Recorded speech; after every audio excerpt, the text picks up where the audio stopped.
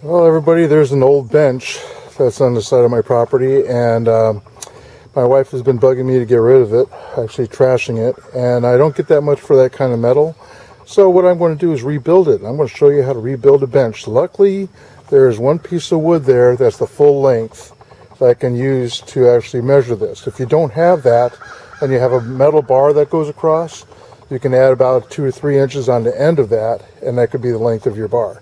Alright, so if we have things that are rusted, the poles that are rusted and everything, we're going to first take care of that. If you have a sandblaster, that's going to be the best thing to use. I have a piece of paper, sandpaper, that I'm going to do it by hand. It's going to take some time. So then the first thing is, I see there's 3 slots that the wood goes in. I'm going to need four pieces of wood. I don't have a long one for the back, but it's going to be the same length.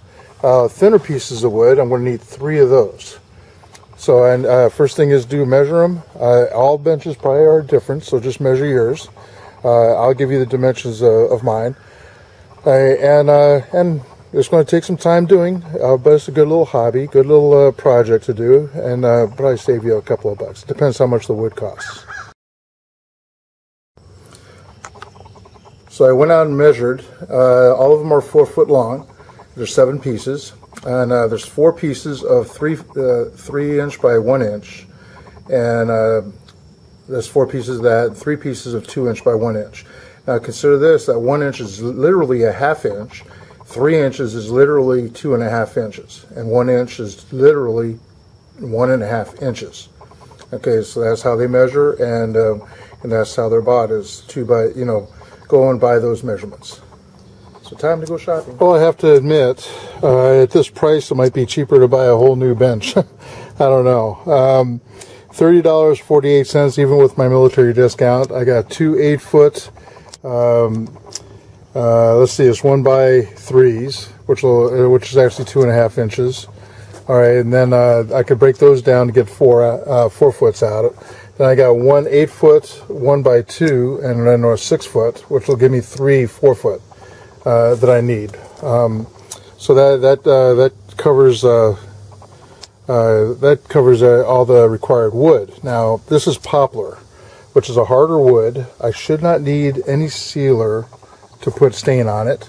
Okay, so that's my intention, is to stain these, and probably put a sealer on it too. So with all that said, along with the work, it might be cheaper to buy a new bench. I'm not sure, but I'm just going to continue on with. I'll tell you what, it's awful humid out here to be working. I have the fan on over here, blowing. So, and it rained last night, so I have a little moisture in. Don't let the wood touch that, okay?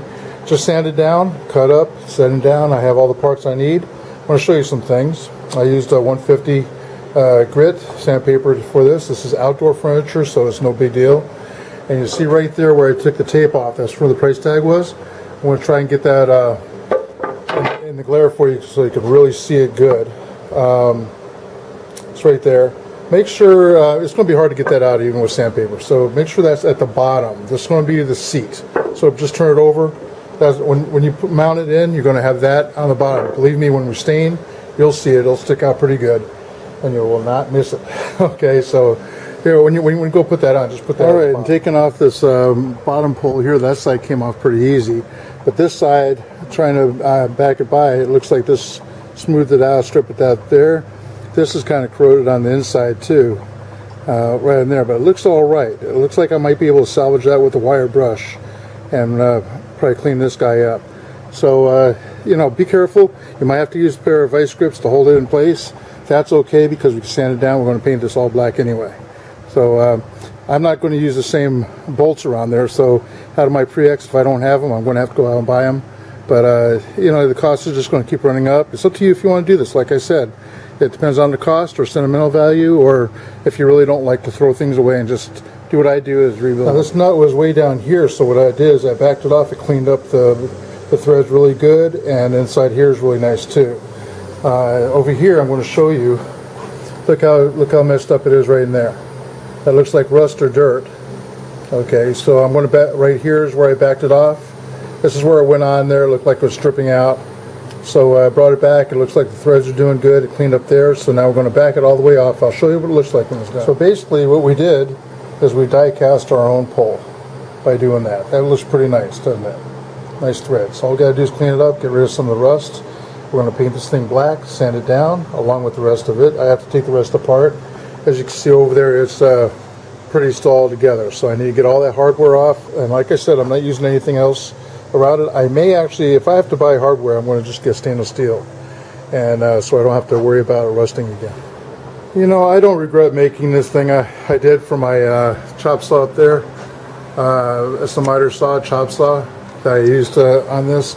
I mean, I made a table for it of an old bench, that Sears bench that busted down. Look at this. I can set this in here and work on this. All right, is that kind of cool?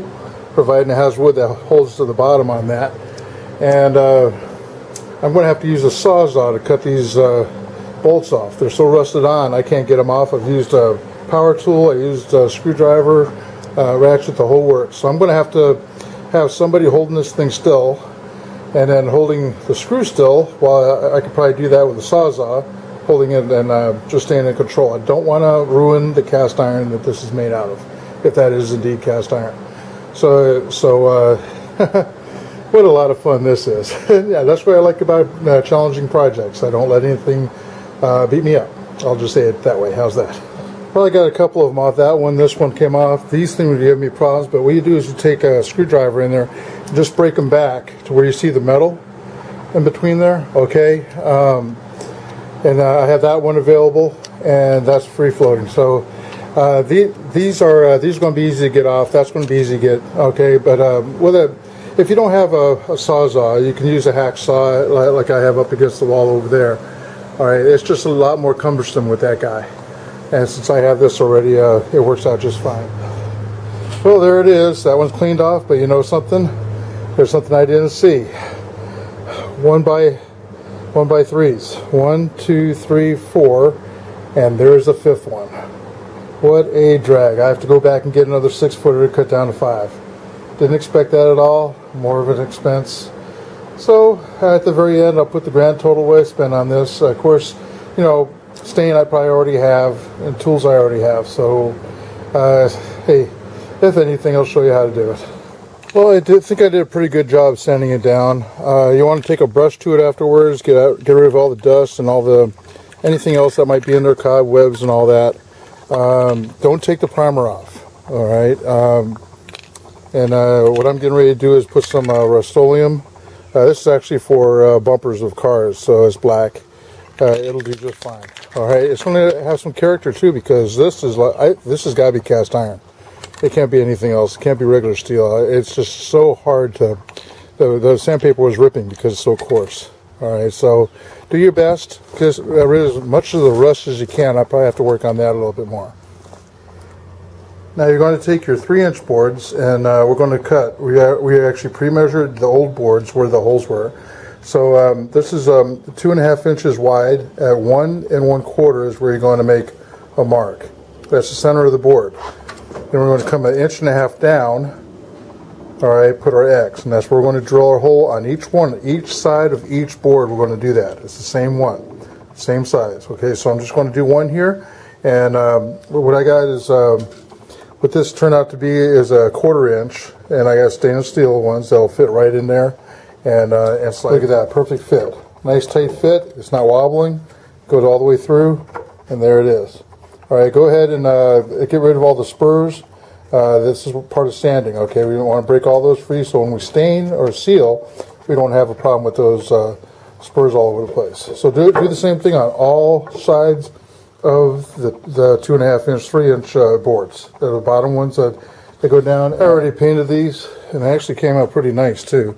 But that's the holes where they're going to go through, right there. Well, I have the holes drilled where I need to be. I'm probably going to pre-drill holes on this for the wood screws for the back. So they're sanded down, they're ready to be stained. I'm not worried about things like this. Add some character. I'm not going to go sanding down that far. Okay, a pair of gloves. If you have the plastic ones that you can dispose of, that's fine. These are the ones I use for staining and painting. I'm going to do latex redwood stain, and I have a brush.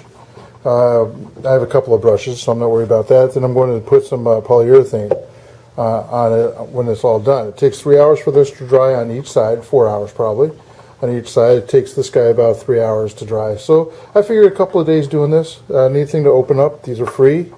Need something to stir with, pencils are free, these sticks are free to stir things up with. I've already had the brushes, so the cost is here. All right, already have those, but if you need them, you gotta buy them. All right, so I have my paper down right there, paper underneath. All right, protect things. I'm not worried about my bench. A little paint stain or whatever adds some character to the bench. So I'll show you what it looks like afterwards. I'm not going to have my hands full with stain and gloves and all that to have the video going. But apply it, not dripping. Stain, you do not let drip all over the place. All right, apply it, spread it around, make it uniform, and it'll look really good. I got the first 3 stained. They're still wet. I let it sit for quite some time. Most stain you let sit for about 30 seconds, then you wipe it free. All the instructions are on the side of the can or package. All right, so my desire is to have them a deep color. You see the side there I missed a little bit, so you want to go over this. You got to hit the end piece on the over here a little bit. But just go over and make sure it's real good. When I do the other side of these, I'm going to do the sides again probably. They won't be seen that much anyway. So just work with them, okay? Just want to take a break here. Well, it's been over a day of drying, and they look pretty darn good on this side. So this is side 1. May want to put a second coat on it. I'm not sure if you want to do that or not. I may just do that just so it's a little darker, and then have to do the same to the other side. We've got plenty of stain. One of these little cans worked just fine. Have plenty of stain left over, and even after 2 days, the brush didn't harden up. It's actually got stain still in it. All right, I was going to use all these small ones because I thought this was going to dry up. Didn't want to buy any more. So I'm going to probably put another coat on. It's up to you. It's up to you what color you want them. But I'm going to pick up the final hardware today at $2.69 a piece. Solid state, okay. Stainless steel acorn nuts. Okay, to go into the metal pieces. Just put the final coat of. I'm just losing my mind here. of the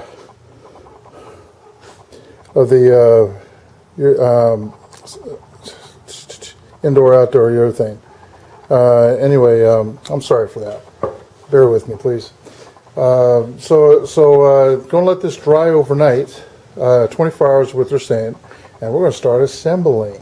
The fun part, after I sand it down, of course. There's 220 sandpaper is what you need. Okay, make sure you get some of this before you start. It's got to be 220 for this polyurethane. That's the word I was trying to spit out. So go ahead and you need to sand that down between coats. I put one light coat underneath, sanded it down, and then I put a heavy coat on top, and I'm going to sand that just to make it smooth and make it be like glass. Now what I did is I put one of the frames up against something, and I put the first board in. None of these are tightened down, okay? Don't tighten anything down because you need some play to get the rest of them in. Okay, and then what I did is I stood up this one over here and put the first one in and went back and forth to each one of them. One thing you want to be sure is on the outside that all your boards are even, and they should be, along with the holes that you drill.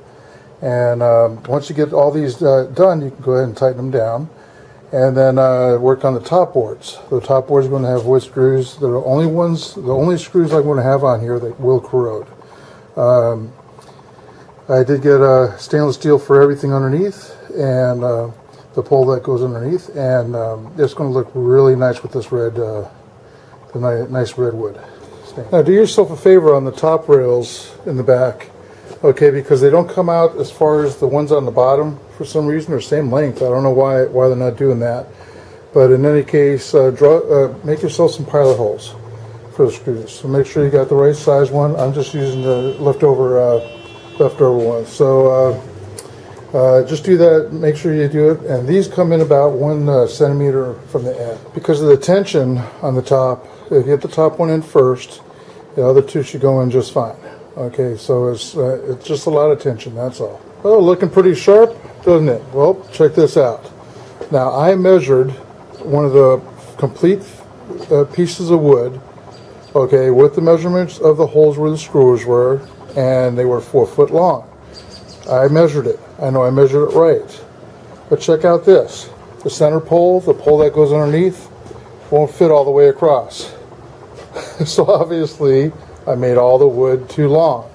Now, you have a choice here. Okay, if you really feel that the bottom piece has to go in, you can use a tapping tool and get your own rod and tap whatever threads you need on it to make the stainless steel nuts and bolts and everything that I got to fit on there.